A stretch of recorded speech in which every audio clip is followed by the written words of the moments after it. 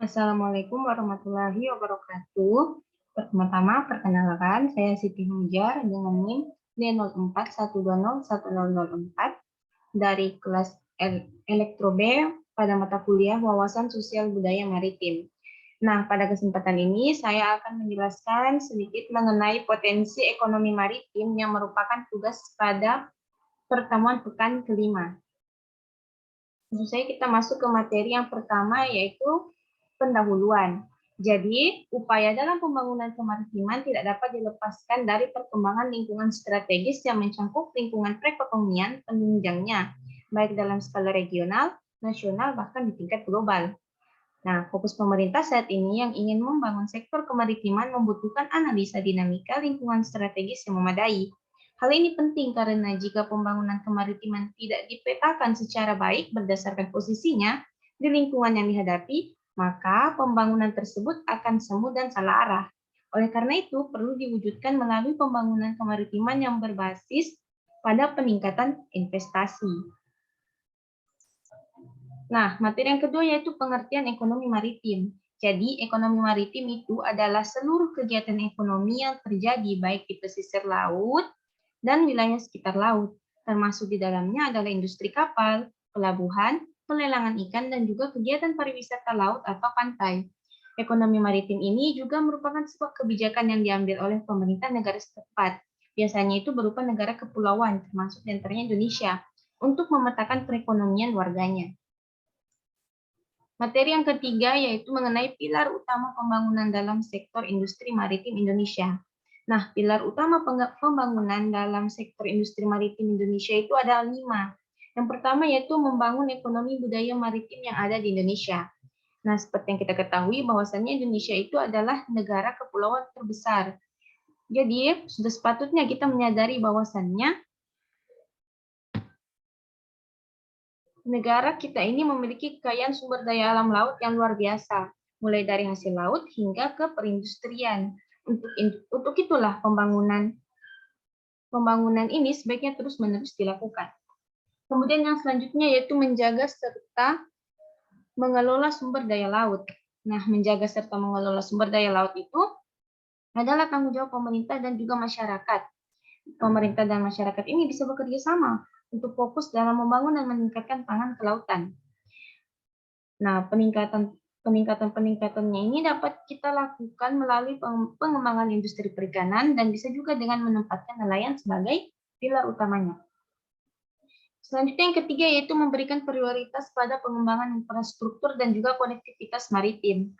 Nah, pemberian prioritas pada pengembangan infrastruktur dan juga konektivitas maritim ini biasa dilakukan dengan cara membangun tol laut, dari logistik, deep sea port, industri di bidang perkapalan, sampai dengan ke pariwisata maritim.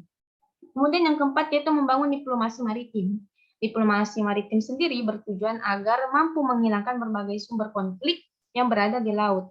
Nah, konflik yang berada di laut ini ada berbagai macam, seperti pelanggaran kedaulatan wilayah laut, dan yang seperti biasa terjadi pencurian ikan, sengketa wilayah, perampokan, serta pencemaran lingkungan laut. Selanjutnya yang kelima yaitu kewajiban dalam membangun kekuatan dan pertahanan maritim. Seperti yang kita ketahui bahwasanya Indonesia itu berada di titik silang 2 samudra, sehingga membangun kekuatan dan pertahanan maritim itu penting. Hal ini penting bukan hanya untuk menjaga kedaulatan dan juga kekayaan maritim, tetapi juga sebagai bentuk tanggung jawab pemerintah Indonesia dalam menjaga keselamatan dan keamanan maritim. Lanjut di materi mengenai sektor ekonomi maritim Indonesia. Nah, sektor ekonomi maritim Indonesia itu ada 11. Yang pertama yaitu perikanan tangkap, yang kedua perikanan budidaya, ketiga industri pengelolaan perikanan dan hasil laut, keempat industri bioteknologi kelautan, kelima ESDM, keenam pariwisata bahari, ketujuh perhubungan laut, kedelapan perikanan, kesembilan sumber daya wilayah pulau-pulau kecil, ke-10 industri dan jasa maritim, dan yang terakhir ke-11 sumber daya non-konvensional. Materi yang berikutnya itu mengenai pilar utama pembangunan dalam sektor industri maritim Indonesia. Nah, pilar utama pembangunan dalam sektor industri maritim Indonesia itu ada 3. Yang pertama itu perubahan basis pembangunan nasional, Kedua, memacu percepatan pengembangan infrastruktur dan ketersambungan maritim. Dan yang terakhir, ketiga, regulasi yang sesuai dengan semua pihak, baik dalam negeri maupun luar negeri. Selanjutnya di sini ada artikel yang bertajuk Potensi Ekonomi Maritim Indonesia capai 1,5 triliun US dollar per tahun. Nah, jadi berdasarkan keterangan dari Wakil Ketua Umum Kadin Indonesia Bidang Kelautan dan Perikanan, Yugi Prayanto mengatakan bahwasannya potensi nilai ekonomi dari 11 sektor maritim Indonesia yang sudah dijelaskan tadi itu mencapai 1,5 triliun US dollar per tahun atau 1,5 kali produk domestik bruto atau PDB dengan potensi lapangan kerja sekitar 45 juta orang atau 35% dari total angkatan kerja. Namun sayangnya potensi ekonomi maritim hingga saat ini baru dimanfaatkan sekitar 25%. Yang perlu kita ketahui bahwa dalam tuntutan dunia internasional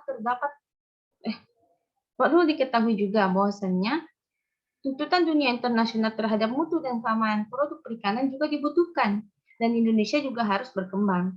Kondisi ini menyebabkan Indonesia harus terus berupaya agar mampu memenuhi persyaratan dan ditentukan oleh negara pengimpor khususnya dari negara Uni Eropa, USA, dan Jepang. Nah, itu dia tadi penjelasan singkat dari saya mengenai potensi ekonomi maritim Indonesia. Apabila terdapat kesalahan, mohon dimaafkan. Kurang dan lebihnya saya mohon maaf. Terima kasih. Wassalamualaikum warahmatullahi wabarakatuh.